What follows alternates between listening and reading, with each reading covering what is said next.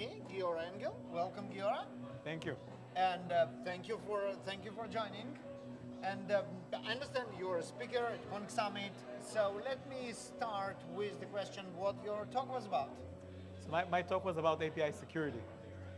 It's it's a topic where everybody's implementing APIs. Everybody is creating all sorts of capabilities on APIs. Everybody has some security capabilities during the development lifecycle, but typically the monitoring the actual product after it's implemented is missing. So we had that was the main topic of the discussion: how to monitor it. And we heard just today in the opening keynote, Reza mentioned some of the worst security breaches were done through unsecured APIs. So I guess this is something that on your mind like as well. If I take an existing solution, not trying to reinvent the wheel, just go with the best, go with Con Gateway, isn't it just enough for assuming that my security is airtight and I'm all set? So it's not enough, but not because Kong is good or not good. I mean, it's a matter of layers that you need to build. On one hand, you need to implement the basics. You need to implement authentication, authorization, SSL termination, like all these policies. And for that, you need an API gateway. But even your authenticated APIs can be compromised, can be abused. And for that, you need to be able to see how these APIs are being used and what's going to happen as a result. So even if your API is authenticated, it means that your Kong or the whole stack basically will pass it through, but it doesn't still, it doesn't mean that it's good. It can still abuse your platform. You mean by social engineering, by getting access to the privileges, and then use them to attack? So let me give you an example. One common example is a account takeover, where somebody is stealing your token or your credentials, right. And it can be an end user or it can be a business partner, like a B2B API type of thing. But even if it's even if it's the legitimate user, there could be all sorts of scraping attacks and just using the APIs in a way that they're not intended for, okay. Which are still attacks. So even perfectly written APIs can be abused. That makes sense. If you just use it for malicious intent instead of using them for good or for the business. And that's of course on top of all these vulnerabilities and other ways of exploiting the APIs that can be solved. I mean, there are the ways that can be solved by improving the APIs, and there are some aspects of it that can never be solved before it happens. Human behavior and not something the machine does. Because APIs the concept of developing and creating more APIs is really in order to create more and more services that people can consume. So we deliver all these services, we expose them to the outside. It's all by design. But we need to remember that it exposes our core business. I mean, patient data, financial transactions, all these critical things. Which can be used for good, or for bad. Yeah. Okay, so what can we do? It sounds like, I did what I could. I took the best and more secure gateway API icon, and I used the correct providers for authentication, authorization. I secured everything as needed, and it's just being abused. It's not something that we can prevent, can we? So it's possible to actually prevent the abuse, and it all starts with the right visibility.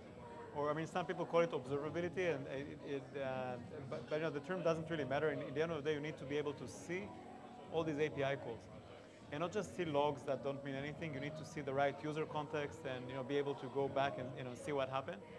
When you have that level of visibility, you can build additional controls on top of it. So the first one is API discovery. Discovering your API basically means creating your inventory of APIs. So it's very common to see that you have many different APIs, but they're not static. They change every day. So creating the full inventory and understanding where new APIs are being introduced is critical to securing the APIs. So API discovery is one aspect. Then the second aspect is about finding posture issues, like sorts of vulnerabilities, misconfigurations, and so on. And that you can do by observing the traffic and finding places where you can improve the API so that you can reduce the attack surface. And then the third component is behavioral analytics, understanding the user behavior. Great. Right. So you need to understand, you need to look at what they are doing and understand in the context if that's a legit behavior or there is something going on. Exactly. I guess, for example, rate limiting is one of those behavioral analyses when you need to decide that 5 requests per period of time is fine, but 500 something fishy is going on. Yes, so what's really interesting about rate limiting is that just setting a threshold by itself is typically not enough. It's important for protecting your infrastructure of the application. You don't want to overwhelm a certain service behind it. That's fine, you still need rate limiting. But if an attacker has the credentials, even if they do it a little bit slower, if they still siphon out the sensitive data, it's not good. So learning the profile, the normal behavior of each user can help you there. Because, for example, the typical use of an application might be accessing only, I don't know, maybe 10 different records every hour, because maybe it's a doctor's application that needs to retrieve medical records or something like that. But if it's all of a sudden accessing 100 records in a few minutes, it doesn't make sense. Even though 100 doesn't sound like a big number for rate limiting, for a minute, for example, it's still completely above and beyond the normal use case. And that's how behavioral analytics can be much more accurate than just rate limiting. And behavior analytics rings a bell, machine learning, right? So you can see how all of the doctors don't do it, and then from there kind of understand what is acceptable behavior and what is outside of the realm of reasonable behavior. Yeah.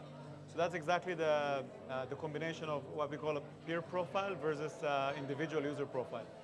So you can profile each user and their behavior, and you can also profile the peer group, all the different users of the same kind, and what is a normal average or normal user or bounds of usage of this API. And if you take into account both the specific user, individual user, and the peer group, you can have a very, very robust detection. That can only yield the right detections and completely disregard the noise. This is fascinating. Well, yep. I mean, this is a very, very interesting topic. You got me excited. And but when do people go if they want to learn more?